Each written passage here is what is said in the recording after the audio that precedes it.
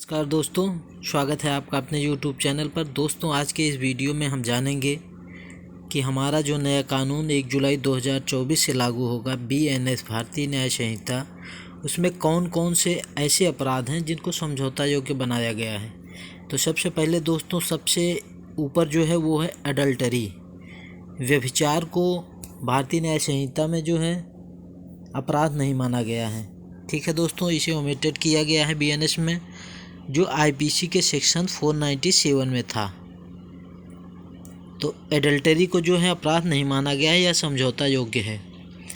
दूसरे नंबर पर है दोस्तों assault on a woman with the intention outrage her modesty.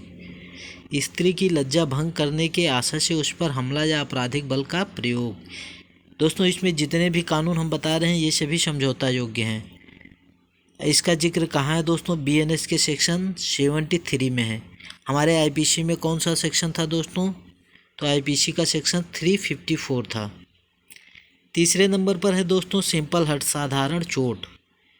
इसको भी BNS में जो है समझौता योग्य बनाया गया है और BNS के सेक्शन 112 में इसका जिक्र किया गया है।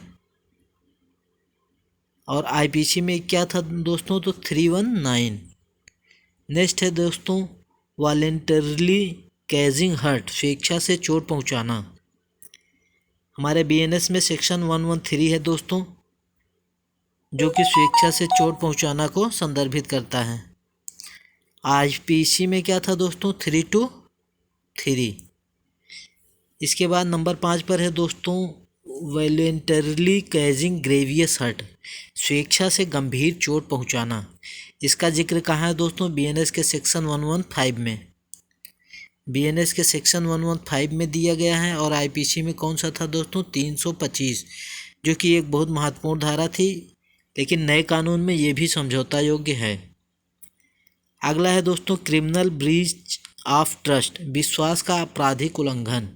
किसी के विश्वास का खनन करना दोस्तों, या विश्वासघात जो है, ये हमारे BNS के सेक्शन 314 में है और IPC में 406 था। ये भी समझौता योग्य है दोस्तों। दोनों पक्ष आपस में जो है समझौता कर लें तो ये भी समाप्त हो जाएगा।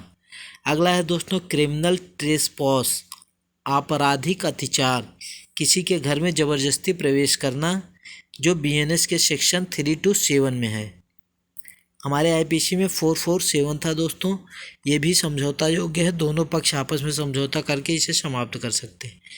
नेक्स्ट है दोस्तों क्रिमिनल इंटिमिडेशन, आपराधिक धमकी।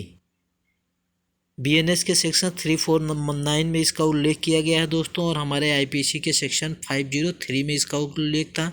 ये भी समझौता योग्य है। नेक्स्ट है दोस्तों डिफमेशन, मानहानि। एक बहुत महत्वपूर्ण धारा थी दोस्तों, जो हमारे IPC में 500 था, वो BNS के सेक्शन 354 में है। ये भी समझौता योग्य है। अब मानहानि के मुकदमे में भी समझौता हो जाएगा। और दोस्तों मानहानि में पहले भी समझौता होता था, अभी भी ये हो जाएगा, क्योंकि जो है लिखित रूप से माफ़ी मांगने पर या मौखिक रूप से, वो जो है वादी के ऊपर निर्भर करता है कि वो किस प्रकार से माफ़ करता है। और अगला है दोस्तों डिसऑनेस्ट मिसएप्रोप्रिएशन ऑफ प्रॉपर्टी, संपत्ति का बेईमानी से दुर्विनियोग। संपत्ति का बेईमानी से दुर्विनियोग, ये दोस्तों हमारे BNS के सेक्शन 312 में है और IPC में 403 में था। तो ये सारे कानून दोस्तों हमारे जो है ये समझौता योग्य हैं। BNS में जो है इसे समझौता योग्य बनाया गया है। हमारा नया कानून जो लागू होगा दोस्तों, वो 1 जुलाई 2024 से लागू होगा। नए कानून से संबंधित महत्वपूर्ण जानकारियाँ आपको इस चैनल के माध्यम से मैं देता रहूँगा।